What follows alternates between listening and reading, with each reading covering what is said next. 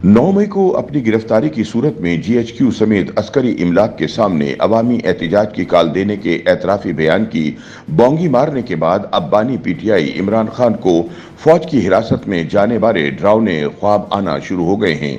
इमरान खान ने हुकूमत की जानिब से इस हवाले से कोई भी बयान आने से पहले रोना धोना शुरू कर दिया है।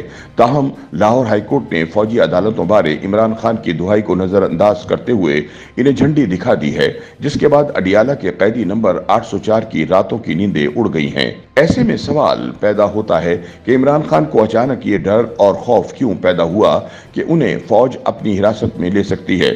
फौजी अदालत में मुकदमा चलाने पर इमरान खान किस खौफ का शिकार हैं?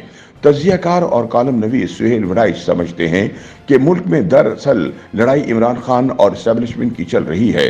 ताहम जूं मामला आगे बढ़ रहा है, फरीकैन के पास ऑप्शंस महदूद हो रहे हैं। जहां मुख्तदर कुव्वतें अपना लाहे अमल अपनाए हुए हैं, वहीं इमरान खान की बहनें हर रोज अपने भाई की जिंदगी के बारे में बात करती हैं कि उनके भाई की जिंदगी को खतरा है।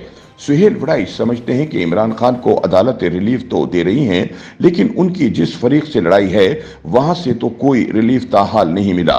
सुहेल वड़ाइच की राय में डीजी आईएसपीआर की हालिया प्रेस कॉन्फ्रेंस इमरान खान के खिलाफ थी, जिसमें फौज ने फिर ये वाजे किया है कि तहरीक इंसाफ के लिए कोई रिलीफ नहीं है। सुहेल वड़ाइच कहते हैं कि जब बातचीत का दरवाजा बंद हो तो फिर तसादुम का रास्ता ही बचता है, जो किसी के भी हक में नहीं होता। इसलिए दोनों फरीकैन को मुल्क की मफाद के लिए तहम्मुल का मुजाहरा करना चाहिए।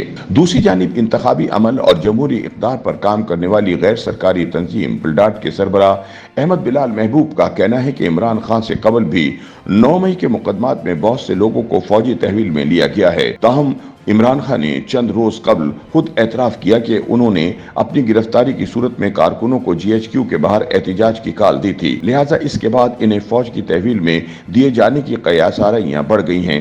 ताहम इमरान खान की परेशानी बारे सवाल के जवाब में अहमद बिलाल महबूब कहते हैं कि सिविल अदालतें तो इमरान खान को रिलीफ दे रही हैं, लेकिन फौजी अदालतों से रिलीफ की तवक्को जरा कम ही होती है। इसलिए इमरान खान अपना केस फौजी अदालतों में ले जाने पर परेशान दिखाई देते हैं। अहमद बिलाल महबूब समझते हैं कि अगर इमरान खान फौजी तहवील में जाते हैं तो इससे फौज और तहरीक इंसाफ के कारकुनों के दरमियान खलीज मजीद बढ़ सकती है। ताहम यह भी हो सकता है कि इमरान खान फौजी तहवील में चले जाएं, लेकिन सिविल अदालतें यह फैसला कलअदम करार दे दें। दूसरी जानिब पीटीआई रहनुमा हामिद खान समझते हैं कि 9 मई के बाद से मुसलसल ये कोशिश है कि इमरान खान के खिलाफ मुकदमात फौजी अदालतों में चलाए जाएं। उनका कहना था कि इमरान खान के खिलाफ सिविल अदालतों, दहशतगर्दी अदालतों और खुसूसी अदालतों में ट्रायल हो चुके हैं, जहां ये नजर आ रहा है कि इमरान खान के मुकदमात में कोई जान नहीं है। हामिद खान के मुताबिक सिविलियंस के मुकदमात फौजी अदालतों में चलाए जाना कोई नई बात नहीं है। मुख्तलिफ वक्तों के मुख्तलिफ तजर्बात हैं।